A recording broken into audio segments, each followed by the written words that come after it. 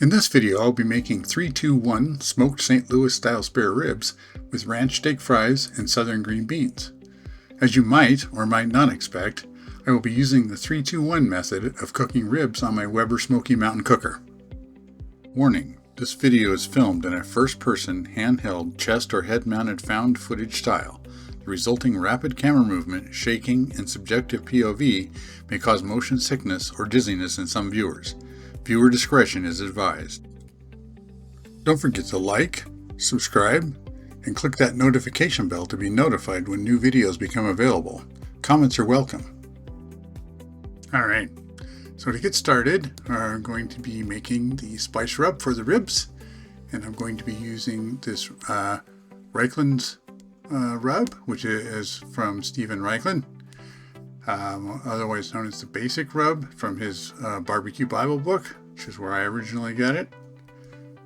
But it's just a great all-around good spice rub. It works good on any meat, including pork ribs. So I'm going to mix some of that up, and then we'll use that on the ribs.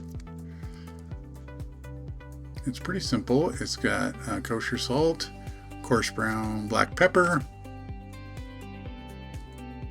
some hot smoked paprika, some brown sugar. Now, Stephen Reichlen's book, the Barbecue Bible, is what kind of got me started grilling. It's mostly about grilling and different methods, like indirect method and all this that I hadn't known about or thought about much. But after reading that, my grilling got suddenly better. Knowing a few techniques rather than just light it up, leave it on high, and burn the crap out of your chicken or whatever. I mean, I could do burgers, but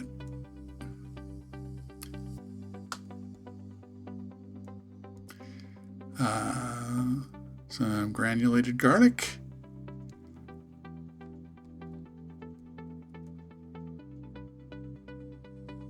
some onion powder. You can use garlic powder if you want instead of granulated. It's probably better actually in a rub unless you're going to grind this up, which I'm not going to do today. I've done that before. Grind it up in a coffee grinder, make it into a nice powder. And then celery seed. This is one modification here. I think he has originally a teaspoon, but I use a tablespoon of celery seed, and that's like the secret ingredient, I think. I love that celery seed on the meat, or actually in potato salad and coleslaw.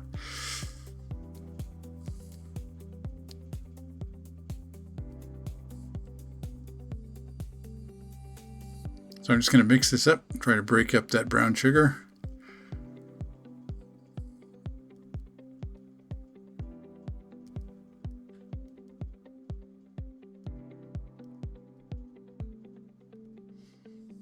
Yeah, it looks pretty good.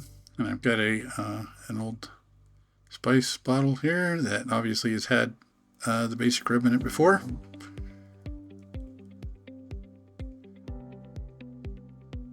Definitely not the first time I've made this.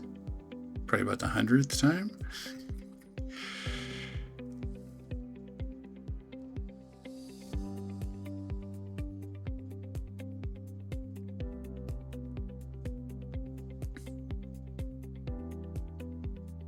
Alright, so that's ready to go to coat our ribs.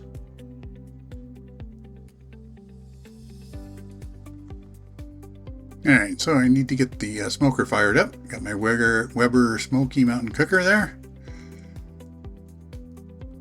And I've already prepped it with charcoal in it, and I've got about half a chimney of charcoal there. Let's take the top off. Take the top half off. See, I got the charcoal ring filled up with charcoal.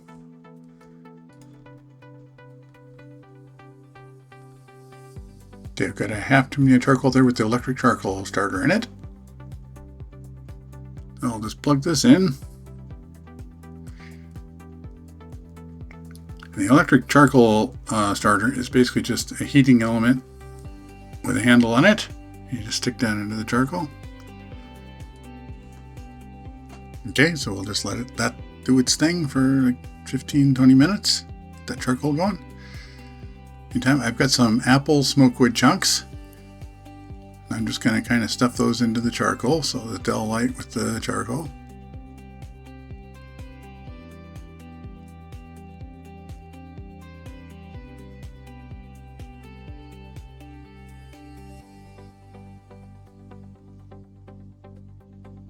Okay, so what I've got here is a full rack spare ribs, pork spare ribs, and I'm going to trim this down to St. Louis style.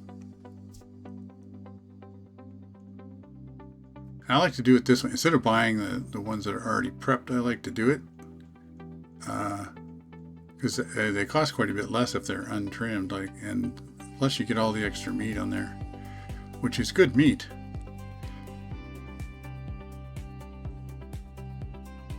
You can use it for, beans or whatever. Some of it I'll cook alongside that, they call that the, like a chef snack or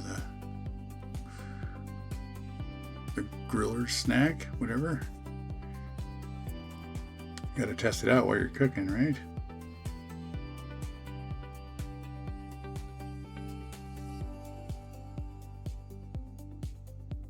I prefer the spare ribs over the baby backs, but that's totally up to you, of course. Whatever you like, or whatever you want to serve your guests, if you're having guests.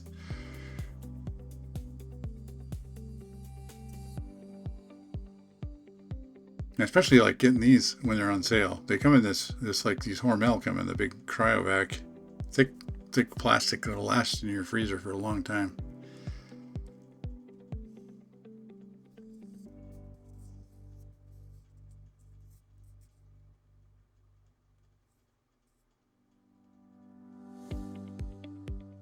So the first thing we need to do here is remove that silver skin, which you can see right there on the bottom of those ribs. And that's just some really tough, connective tissue or something. And you don't absolutely have to cut that up, because it will soften up quite a bit when you cook these low and slow. But I prefer to take it off there so nobody's, trying to peel it off while they're trying to eat the ribs. And I'm just kind of trying to figure out what else to trim off here. They've trimmed most of it off, not all of it, but down to the ribs there. So I think the easiest way to get this off of here is to use a butter knife. You can usually go in near a bone and get your fingers into there, and then use a paper towel to help you get a grip on that silver skin.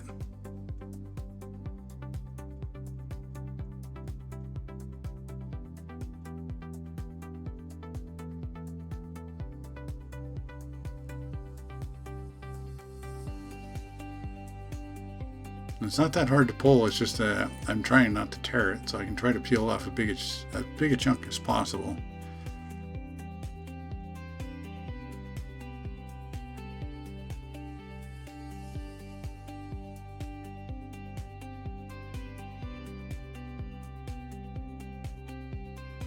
That's probably good enough on the silver skin. Just trim off this flap here.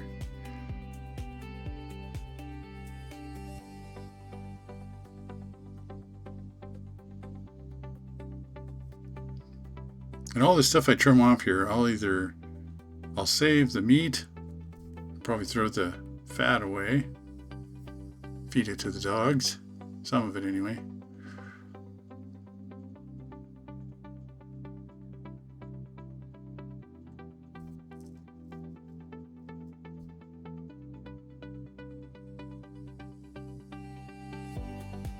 This section up here at the top's got the backbone in it. And that I'll save for, definitely save for beans.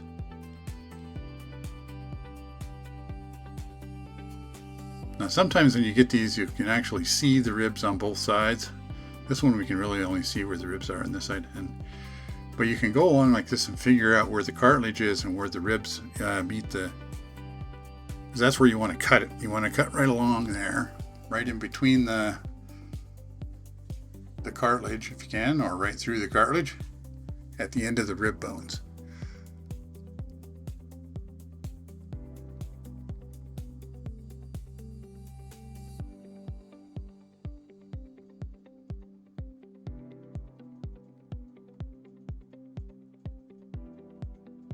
It's not too hard to cut. You just kind of have to give it a firm pressure there. Once you figure out where you're cutting it, you can just cut straight across. Now, of course, there's two halves of the when you buy the rib, so it may go either way. Either go left to or right to left, or left to right. Now, a lot of places seem to be not trimming them anymore. So when they serve it to you, you get the whole thing. They'll trim that chunk of bone across the top, but they'll leave all the cartilage on the top. I don't know if I really like that, but it's definitely easier to do it that way if you're a restaurant, not having to trim these up.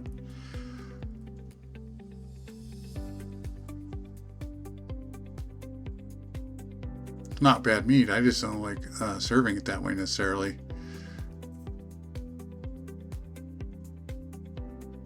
Because what they used to do, or some places still do, is they serve the section that you cut off as riblets.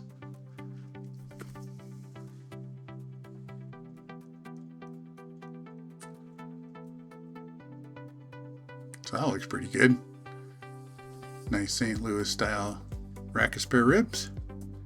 I am going to cut this end off after the last bone. And that's because that piece will just dry out on the end there. It'll overcook. So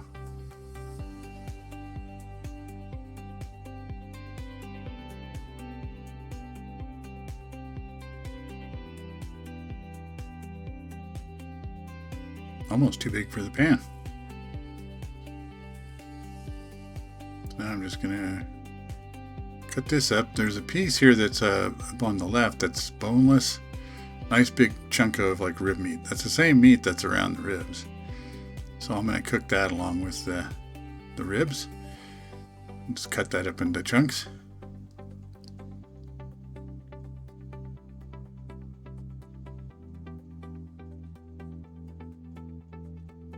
And by cooking it separately, I can take it off if I need to, so it doesn't get overcooked.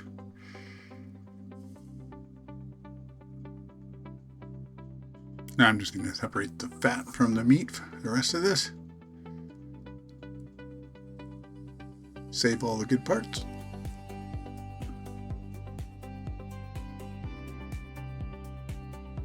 This is a little chunk of bone right there. Cartilage. Something hard.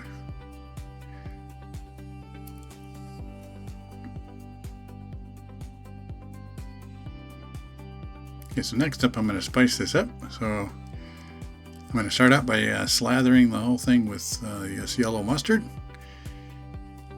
And this is just to hold the spices on. This isn't meant to flavor the ribs. You won't even notice that it's there when they're done. Guarantee, but it works really well to hold all the spices on. Probably does provide a little bit of flavor, but not that you'll notice.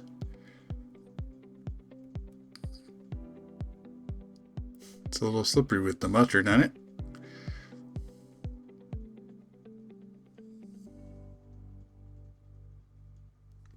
Okay, let's take our rub that we made earlier. And just generously coat it with the rub.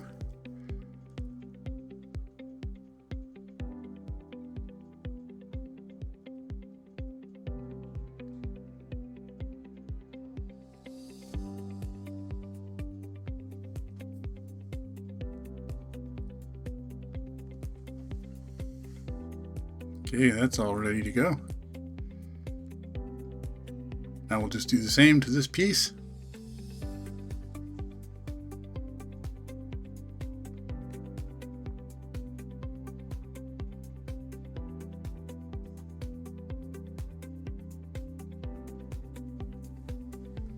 And let's check on our charcoal that's been starting out here. It looks pretty good, pretty toasty hot. I'm going to be using what's called the minion method in my smoker here, which is, the story goes, it's named after this guy Jim Minion who came up with this method, kind of on the spur of the moment by accident, I guess. But anyway, what you do is you take this lit chimney of charcoal of, you know, like half here, and just pour it on top, and then let it, and then it will light the charcoal as it goes, and it will light as it goes down.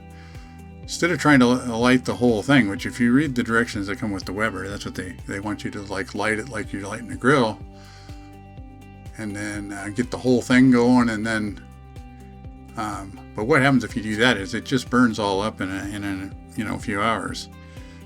This way, it's hot on top, and as it burns down, it lights the rest of the charcoal going down. So it'll go like 8 hours like this, 8 or 10, or depends on how you know, open the vents are and how much, you know, how much you're burning, but lasts quite a while.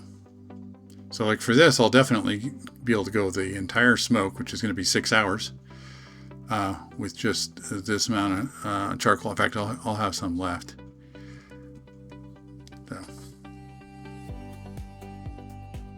because the cook's going to take 6 hours. That's what the 3-2-1 method is. It's 3 hours uncovered, 2 hours wrapped in foil, and then 1 hour uncovered again with sauce on it to finish it off. Okay, so now that I got that lit in there, that shard of charcoal in there, then I put the smoker together, stack it up.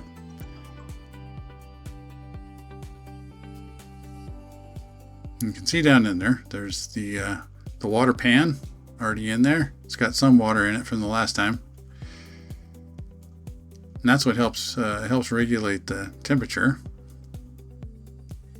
on this type of smoker, a barrel smoker.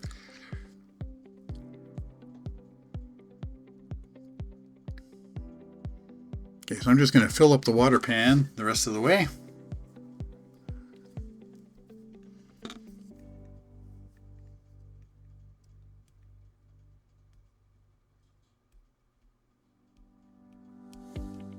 So I use the water pan when I'm smoking the low and slow, like 225 to 275 in there, and it helps keep the temperature regulated down there. If you want to smoke hotter on the Weber, then you want to go without the water pan.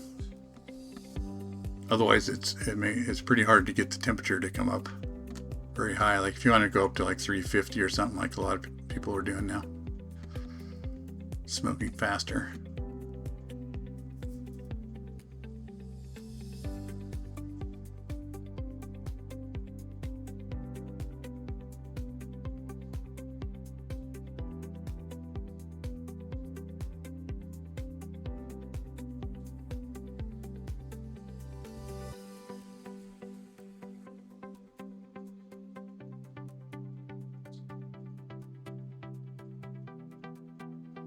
So now I'm going to get the thermometer set up.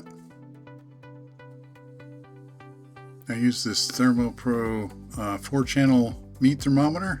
It's wireless. It uses Bluetooth, so I can monitor it with my phone.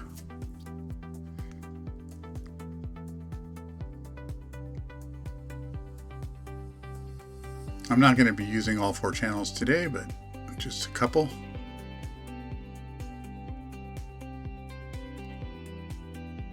Okay, and the Weber's got a little hole in the side there with the rubber grommet in it, just to stick a probe in like that. That way I can monitor the temperature inside the smoker, and it works out. It's just right between the grates there, so it's a good place to monitor it, keep the temperature set there. And what I do now is I just open all the vents, get her going. We'll let that charcoal start to light, and get the smoker to come up to temperature. And we want that smoke wood to get going and stop smoking so much, because that's a little bit excessive there. Okay, so we can see the smoker is what, 132 right now. What I want to do is keep it between 225 and 275, closer to 225.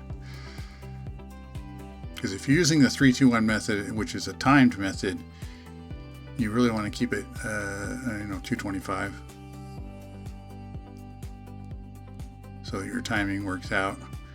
It's not exact anyway. You don't want to go just by the time, but Like I said, what we're going to do, the 3-2-1 method, is 3 hours without any foil or anything on it, just the ribs in the smoker. And then 2 hours. At 2 hour point, we wrap it up in foil and go for 2 hours. And then we go in and take the foil off and and put sauce on it and go for the last hour. Basically, when it's in the foil, it's going to get kind of wet and moist from the steam, and so we want to dry it out again after that and finish it off. Just to show you what you want the smoke to look like, this is about how much smoke you want coming out before you put the meat on. You don't want to put the meat on when there's just tons of smoke coming out, when it's still lighting or anything, because it'll just turn the meat bitter. So I forgot my rib rack here. I have to get my rib rack. Since I'm just doing one, I could just lay it on the grill there on the grate, but that rack allows me to do, probably, it depends on how wide they're. This is a really long one, but you just kind of curl them around, or you can just chop it in half and do it in halves. That way I can do like 3 easy just on the top. I can do a couple on the bottom, and I'm going to stick a temperature probe in there, even though it's not that great. It doesn't work that well with ribs.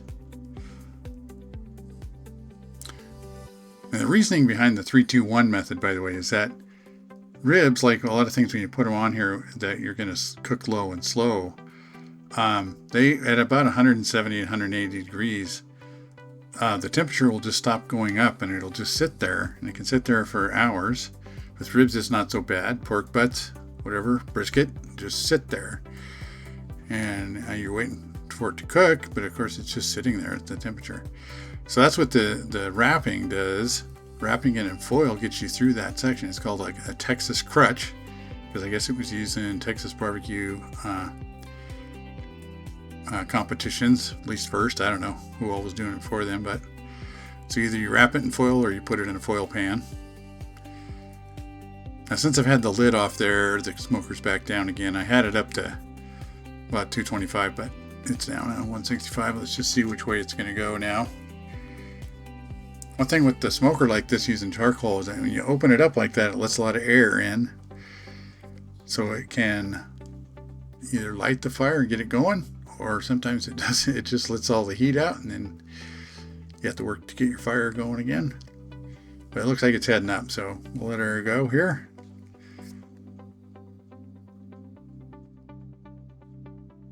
Okay, so we've been going for about our 3 hours. We can see that the smoker's at 244 and the ribs are around 177, which is about where they would be to hit the wall. So I'm just going to test the temperature here with my probe. Just get an idea where it's at and how tender it is. The probe's a good thing to use to check and see how tender you're getting.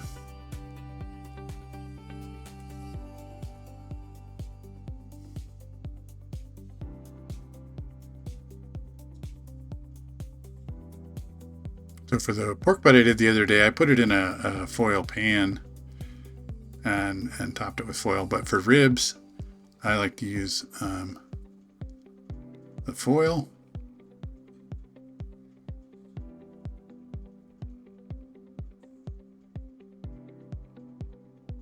And I'm going to wrap it in 2 layers of foil. This is heavy duty foil too, because I don't want to poke holes in it. Because we kind of want to seal it up. We want to keep the steam inside. We don't want to let the water evaporate, because that's part of why it stops rising in temperatures, because the heat's being removed by the evaporation. Now it's going to be pretty worthless sticking the probe in here, probably, because I'm putting it in blind. I can't really tell what I'm putting it into, if anything, and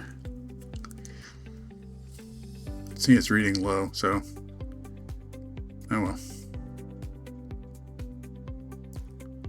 We're doing 3-2-1. We're doing it by feel.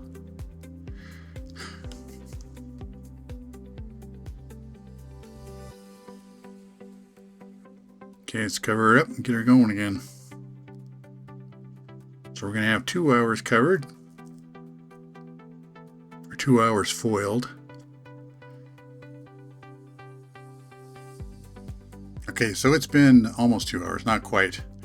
I've been watching the temperature there, and it says it's 203. That's getting really close to being just plain done, and I don't want them all the way done yet. So I'm going to go ahead and take them out and pull the foil off so we can start finishing them up. Okay, I like to cook the ribs to where they pull off the bone but not fall off the bone. I think fall off the bone is too far. What I like is when you can grab the ribs with your, in your hands and just bite and pull the meat right off. It just slides off. That's what I think is perfect. You can see we got the juice still in there. Trapped all that in there.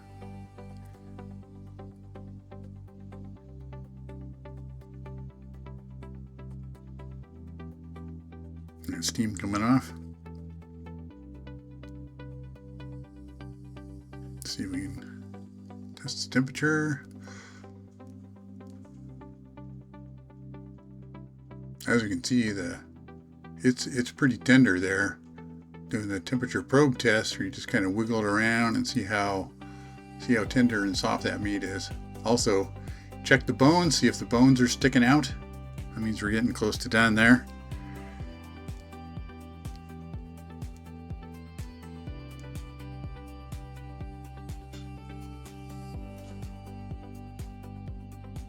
Don't touch that, Murphy.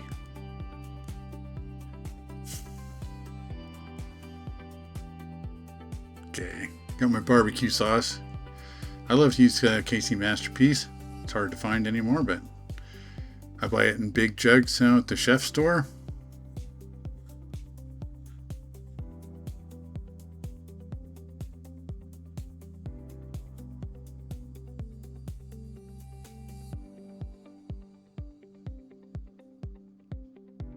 So I just like to put a nice coat on there, and then when we put this back in the smoker for the last hour or however long you have it in there, then it just kind of browns it up, cooks it on there, dries it a little bit, gives it a nice crust of barbecue sauce.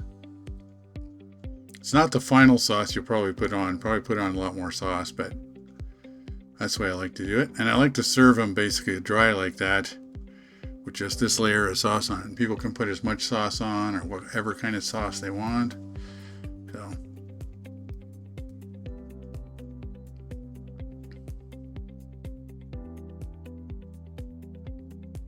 when I serve them for big groups of people, I usually cut them, I slice them up and then I'll slather them with sauce after, so they're all sauced, ready to go, like if you're at a Super Bowl party or something like that. But for just serving them regular, I like to let people do their own thing. Some people just like them right off the smoker, like that kind of dry.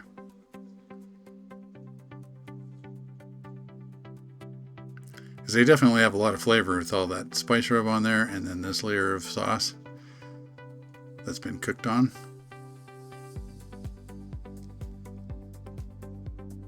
Pardon me while I lick my fingers.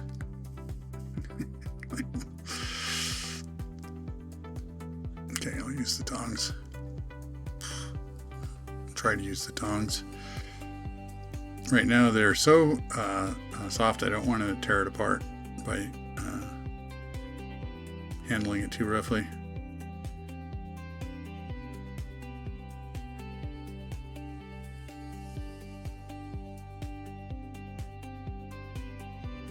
The trick is going to be getting it back on the smoker without ripping it apart.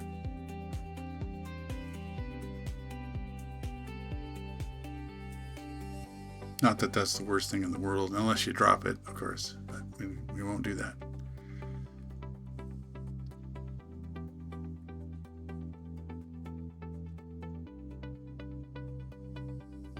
There we go, not too bad.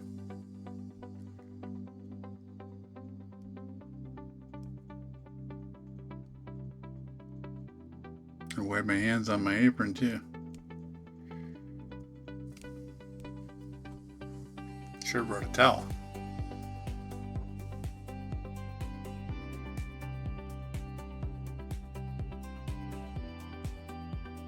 This piece you usually have to kind of worry about getting, get kind of dried out, but this is doing great. This means I don't get to eat it early.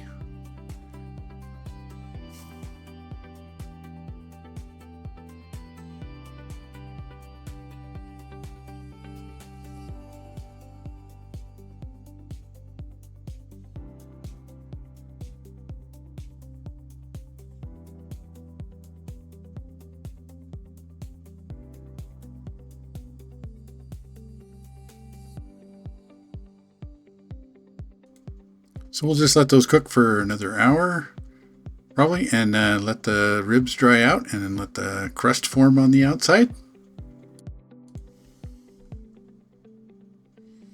Okay, so the next thing up is the southern green beans.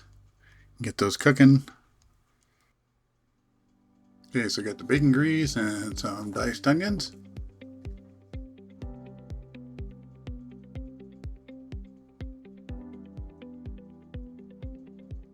So you want like a tablespoon of bacon grease, or if you don't have bacon grease, you could use butter or just oil.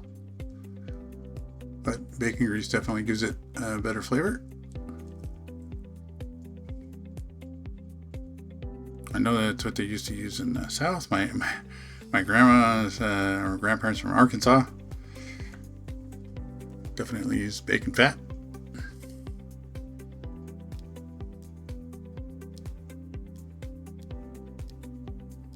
And she made the best fried chicken and fried potatoes.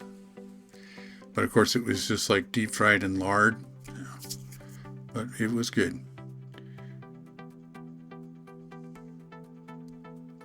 The recipe calls for like 2 tablespoons. Just want to get some in there. We want some flavor in our beans.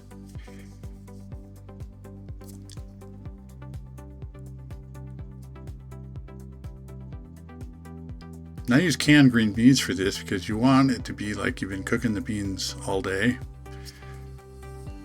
So this is the perfect shortcut.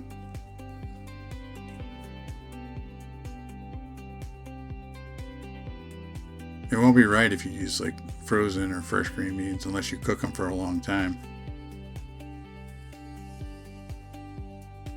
I remember this one farm I worked on, they grew green beans. So when the green bean season was on, when they were, when they'd be harvesting and stuff, they would eat like green beans like every night, and they just had a pot that had green beans in it, and they just keep adding more and keep cooking them and putting bacon and bacon grease in there. Those were so good. Basically the same thing. You're going to put in a teaspoon of minced garlic, or basically about a clove of garlic. Maybe 2.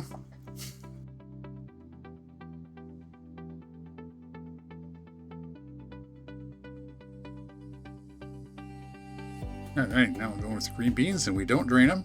We want to use that green bean juice. Again, we're trying to make it like it's cooked all day, so why not use the juice that they cooked it in?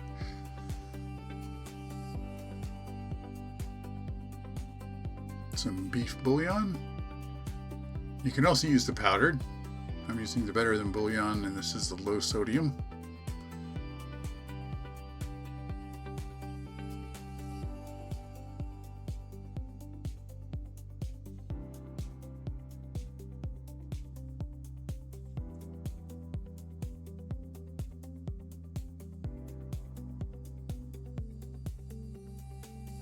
And some bacon crumbs. Of course, you could also fry up some bacon, put it in there. Or some people like just to put raw bacon in and cook it in with the beans.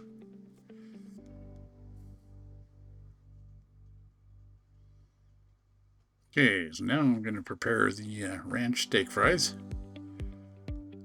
And I've got I think it's a 28-ounce bag of frozen steak fries. I'm just going to make half a bag. That's all we need. We just want to coat those in oil. Probably ends up like a tablespoon or something. And this not only helps, crisp up when they're in the air fryer. So I'm going to air fry them or bake them. That's about the same. Either way. But it also, the oil will help the seasoning stick, which is going to be some Hidden Valley Ranch dressing mix, Hidden Valley Ranch mix. The recipe calls for 2 tablespoons. Since I'm only doing half a bag, I'm just going to do 1 tablespoon.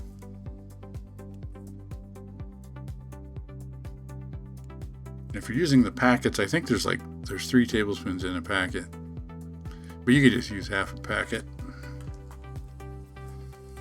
if you're doing half.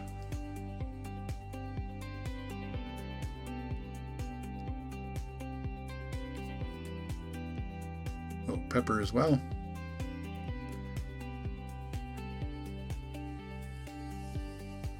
Alright, we got our beans up to a boil. Now basically what we have to do up to this point, all we're going to do is cook them for a while and reduce the liquid. I'm going to taste here and see if we need any seasoning. Generally, if you don't use low salt ingredients, then you won't need to add any salt at this point. Because I use no salt beans and low sodium bouillon. So if you use regular green beans and then just some bouillon, the regular bouillon or bouillon powder, you'd have plenty of salt.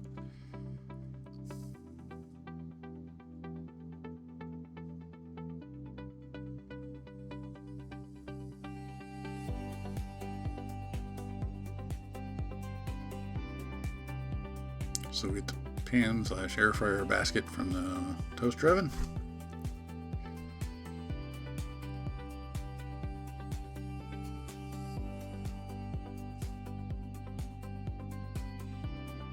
So we'll just have those ready till we're ready to cook them. They're only going to take about 15 minutes in the air fryer or baking in there. Of course, you just want to cook them whatever to the package directions.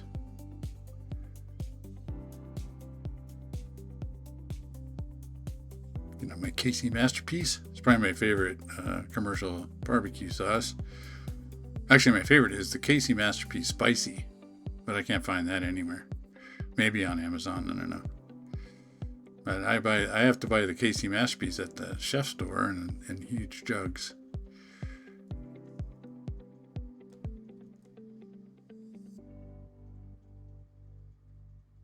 I also like the Sweet Baby Ray's. They have the sweet and spicy. It's pretty good.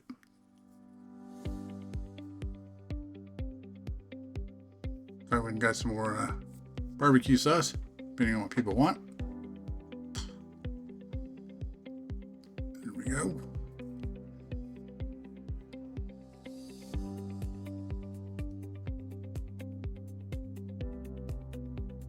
Alright, so I figure I'm about 15 minutes out, 15-20 minutes, so I'll get the steak fries cooking.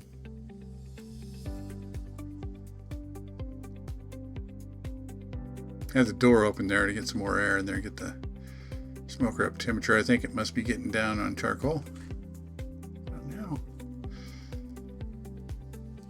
it's been running pretty much wide open all day, but it's been kind of cool. Okay, so my plan to get these off there is 2 pairs of tongs to help stabilize it. So if I just use one, it's going to tear.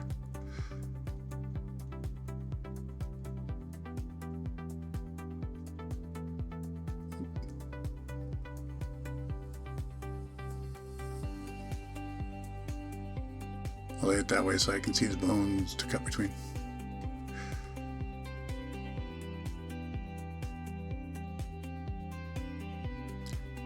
So I'll just close up the vents and shut down the smoker. Put the fire out by suffocating it. I can reuse any charcoal left in there.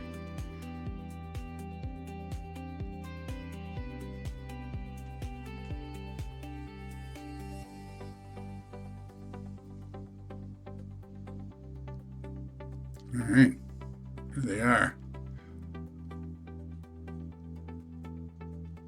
Those look pretty good. Pretty good. Now just cut them apart between the bones. Trying to keep them as intact as possible. See a pretty good smoke ring on there. Nice pink around the edges. Back most of the way through, in fact.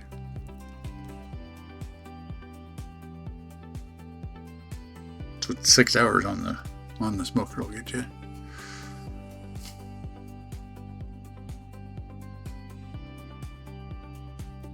Slippery.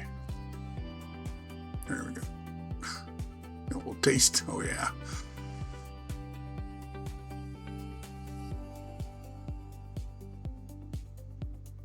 Green beans look good.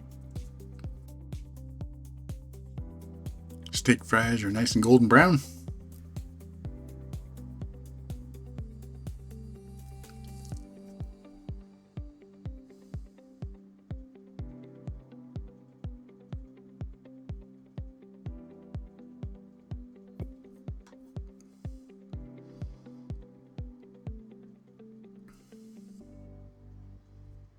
Okay, so there we have our 3-2-1 smoked St. Louis style spare ribs. Tasty. Our ranch steak fries and our southern green beans.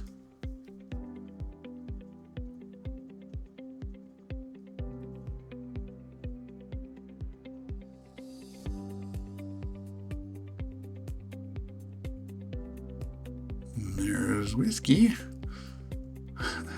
Hoping I'll drop something.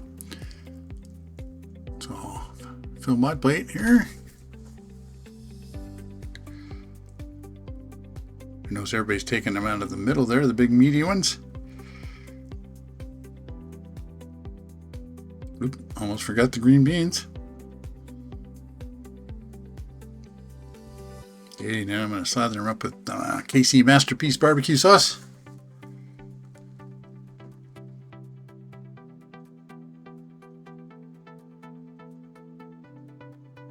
Look at that. So good.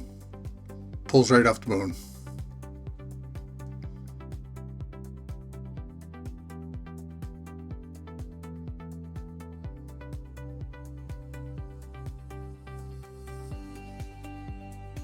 So there you have it.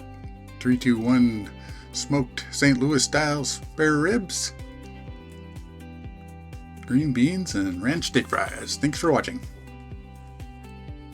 If you enjoyed this video or found it useful, please like, subscribe, and click that notification bell to be notified when new videos become available.